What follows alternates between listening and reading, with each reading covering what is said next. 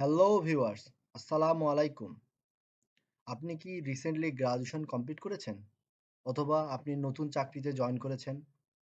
As a engineer আপনার construction সাইডে কি টুলস লাগে সে সম্পর্কে অনেক ভিডিও খোঁজাখুঁজি করেছেন, কিন্তু আপনি আপনার মনের মতো সঠিক তথ্যগুলো পাচ্ছেন না। আপনি কি স্যানিটারি অথবা প্লাম্বিং টুলস সম্পর্কে জানেন? আপনার সাইডে স্যানিটারি অথবা প্লাম্বিং এর কাজ করার জন্য, অথবা আপনাকে কনস্ট্রাকশন সাইডে কিভাবে সেফটি নিয়ে কাজ করতে হবে সে সম্পর্কে আপনি কি জানেন? যদি আপনি বিজ্ঞানার ইঞ্জিনিয়ার হয়ে থাকেন তাহলে এই জিনিসগুলো আপনাকে অবশ্যই জানতে হবে। আমি বাশার আপনাদের সাথে আছি সিভিল অ্যান্ড ট্রাভেলস পক্ষ থেকে। সবাইকে স্বাগতম। চলেন দেরি না করে আমরা ভিডিওটা শুরু করি।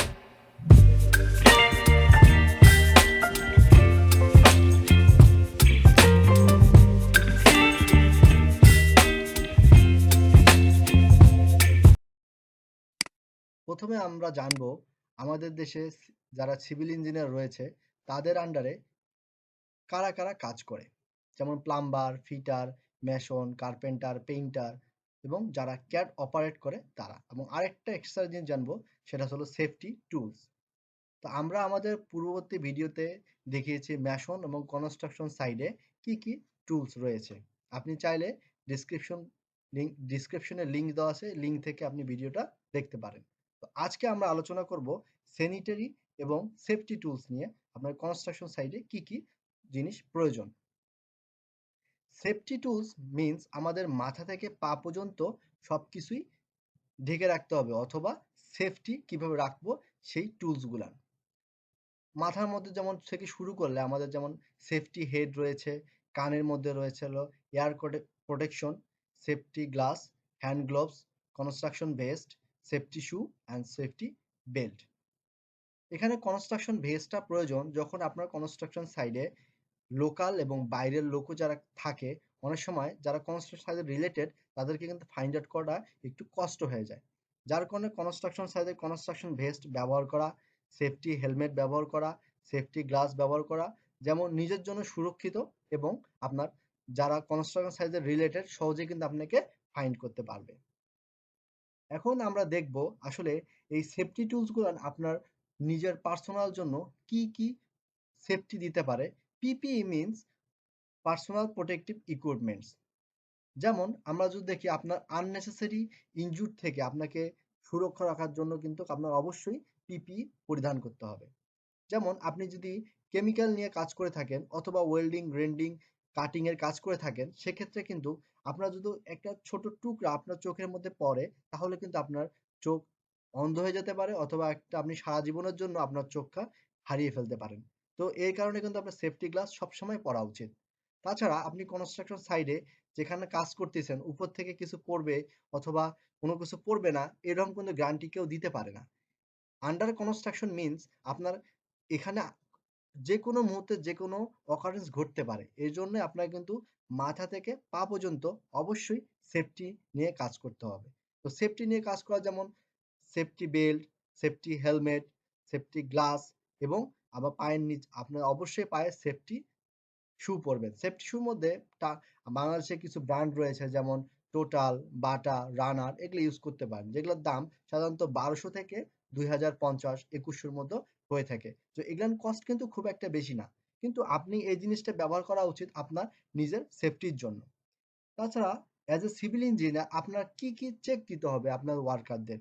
অবশ্যই আপনার সাইডে যারা কাজ করবে তাদের অবশ্যই আপনি উইক বেসিস অথবা প্রত্যেকদিন সকালে চেক দিবেন তারা পিপিই পরে কাজ ঠিকমতো করতেছে কিনা, অথবা আপনার আন্ডারে অবশ্যই একটা ট্রেনিং এর মাসিক একটা ট্রেনিং এর সিস্টেম রাখা উচিত, যে তারা পিপিইটা কিভাবে ব্যবহার করবে, তারা কিভাবে নিজেদেরকে প্রোটেক্টেড রাখতে হবে, সেগুলো আপনাকে অবশ্যই খেয়াল রাখতে হবে অ্যাজ এ ইঞ্জিনিয়ার।